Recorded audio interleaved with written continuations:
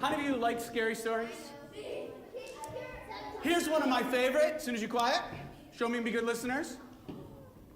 This one's a little longer and a lot more complicated, but if you're listening, you can learn it. This story actually repeats itself a lot. So if you hear me say something that I already said the second, the third, the fourth time, say it with me. And actually by the third or fourth time, you'll be saying it by yourself, and you can learn this story, and you can go home and scare your friends. This is a story you might have heard if you lived right here 500 years ago BC, before Columbus. I am part Cherokee. Tsalagi is how we say it. It means the people. But I learned this story from an Illiniwek, a storyteller whose ancestors have lived here for thousands of years. A story you might have heard if you lived here in Peoria, a native tribe, a band of the Illiniwek nation. A story about a boy, maybe 5 years old. Anybody besides me like to go outside? Anybody besides me like to climb trees? Go wading in the swamp, catching frogs and snakes? There's this story for you. A long time ago, there's a little boy who's walking along the edge of the woods, along the edge of the prairie. It's along the edges that you find the most diversity of life. And he saw this great big log, and he thought, ooh, I wonder who lives under there. Only one way to find out. He grabbed a hold of this log and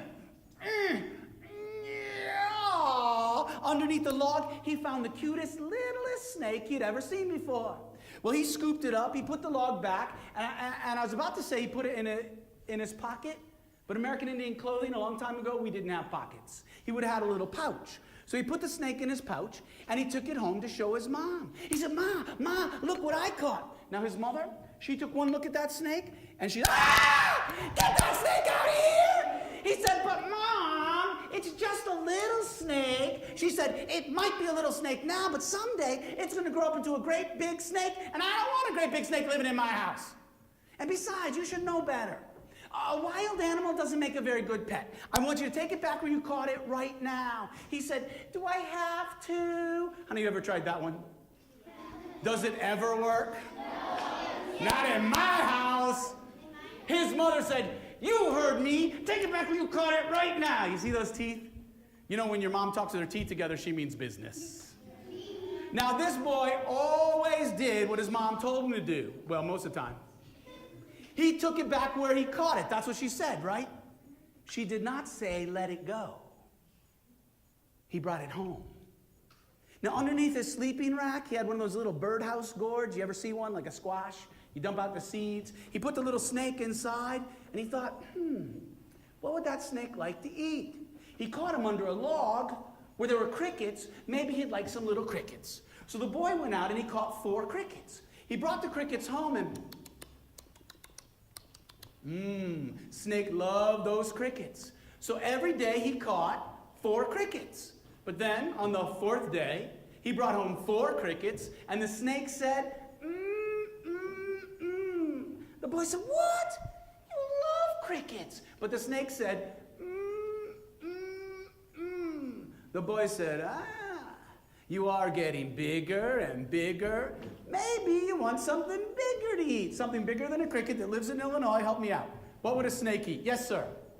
Yes. Great idea. Give him a round of applause. So the boy went out and he found 4 eggs. Could you imagine swallowing an egg whole altogether? Snake loved those eggs. So can you say it with me? How many? Every day he brought home 4 eggs. But then on the 4th day, he brought home 4 eggs, and the snake said, all together, And the boy said, you are getting bigger and bigger. Maybe you want something bigger to eat. Help me out, something bigger than an egg that a snake might eat. Yes, right here in the front row. Great idea. Give her a round of applause.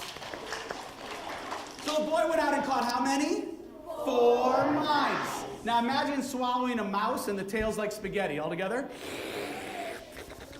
Love those mice. So, can you say it with me?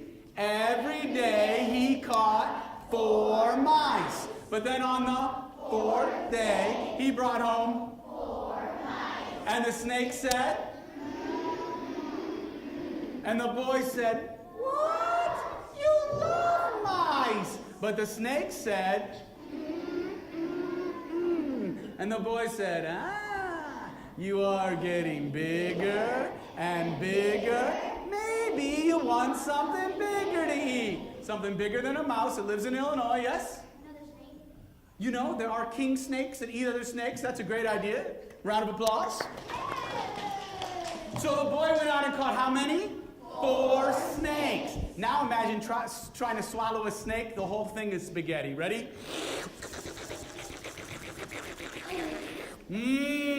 Snake love those snakes. Can you say the whole thing with me? So every day he caught 4 snakes. But on the 4th day he brought home 4 snakes. And the snake said, and the boy said, "What? You love snakes." But the snake said, and the boy said, you are getting bigger and bigger. Maybe you want something bigger to eat. One more over here, yes? Not yet. In the back, yes? Or the girl in front here, yes? Crows?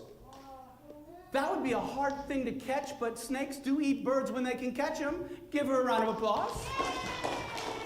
See if you can do the whole thing by yourself. I'll get you started, including the connecting parts. 4 crows. Ready? So the boy went out and caught 4 crows. All together? Snake love those crows. So every day he caught 4 crows. But on the 4th day he brought home. And the snake said, and the boy said, "What? You love crows." But the snake said, and the boy said, you are getting bigger and bigger. Maybe you want something bigger to eat. My turn. Next, he went out and he caught a 14-point buck. Not 4 of them, but 1 really big deer. Now, a crow or a snake, a mouse or an egg, he could like hide under his shirt and his mom wouldn't know.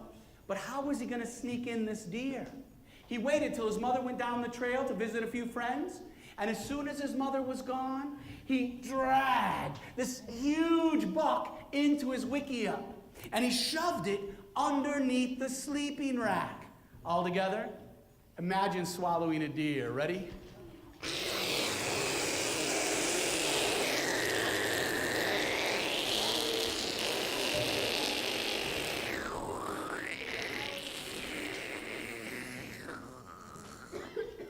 Oh, excuse me. He swallowed it in 1 bite. Everyone take your fingers, put them by your jaw. You feel where it connects? You're on a snake, that comes apart. Not exactly, but they have a loose cartilage that stretches. And in the bottom of some snakes, the bones have a little cartilage so it can stretch. It'd be like you swallowing a basketball without letting the air out. A snake can swallow things twice as big as their head. The snake swallowed the deer in 1 bite. And just a few minutes later, the little boy's mother came home. And when she got to her home, she saw these scratch marks in the floor, like somebody had been dragging something. She got down on her hands and knees to look a little closer, and she found bits of hair. And there was blood. And she followed these scratch marks into her wickiup, and I do mean her wickiup, because in Native American culture, the women own the house. And when she looked, she saw the scratch marks went underneath her son's sleeping rack.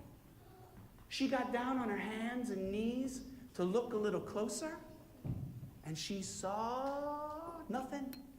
No snake, no dirt, nothing but air, a great big hole. She went to her son and she said, "Tell me what's going on right now." You see those teeth?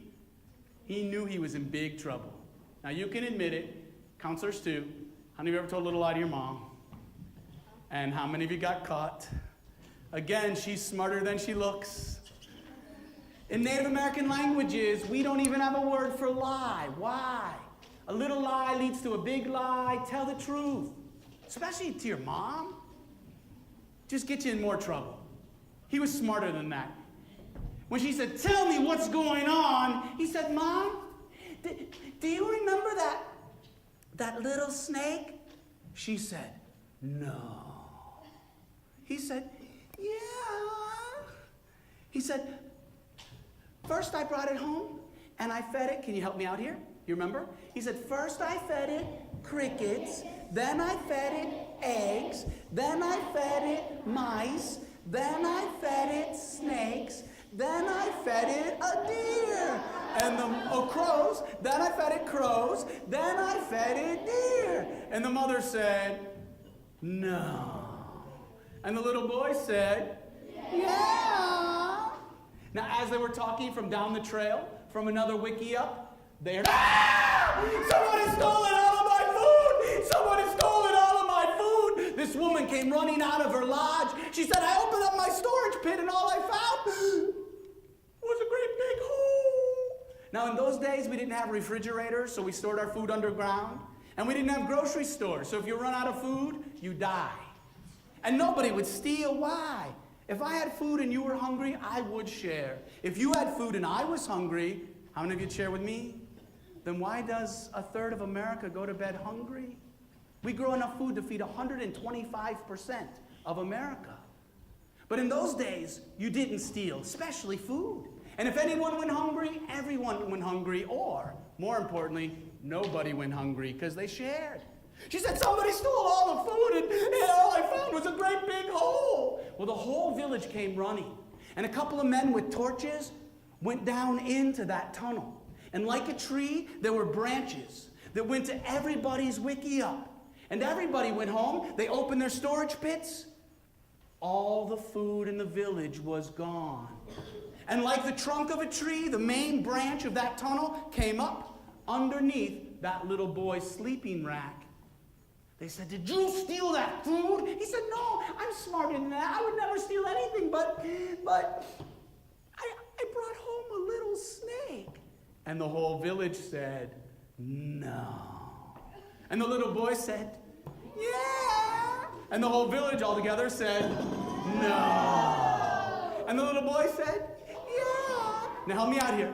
He said, "I brought it home and first I fed it crickets, then I fed it eggs, then I fed it mice, then I fed it snakes, then I fed it crows, then I fed it deer." And the whole village said, "We're getting out of here.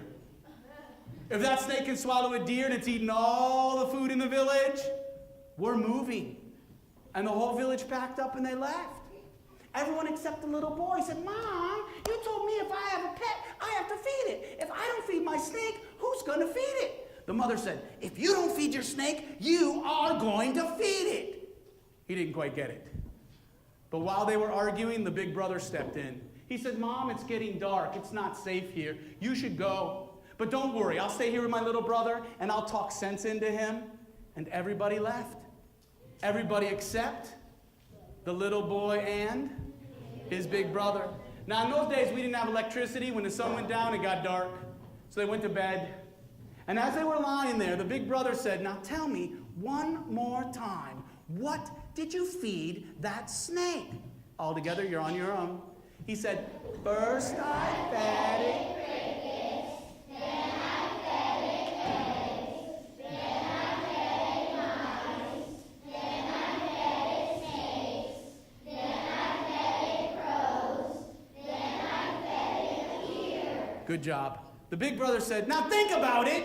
If that snake can swallow a deer and he's eaten all the food in the village, what do you think he's gonna eat next?" The little boy said, "Can we leave now?" The big brother said, "No, it's too dark, but don't worry. I'll sleep here beside you. I'll keep you safe. In the morning when the sun comes up, we're out of here." They went to sleep. But somewhere in the middle of the night, the little boy woke up. he heard a sound that sounded like something was dragging on the floor.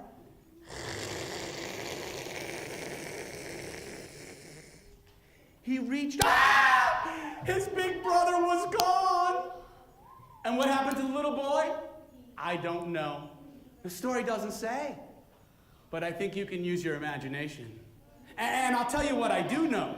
From that day to this day, if some little boy or some little girl does not listen to his or her mother or father, they tell him this story.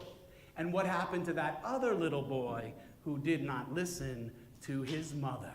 Thank you. Thank you. You could tell that story.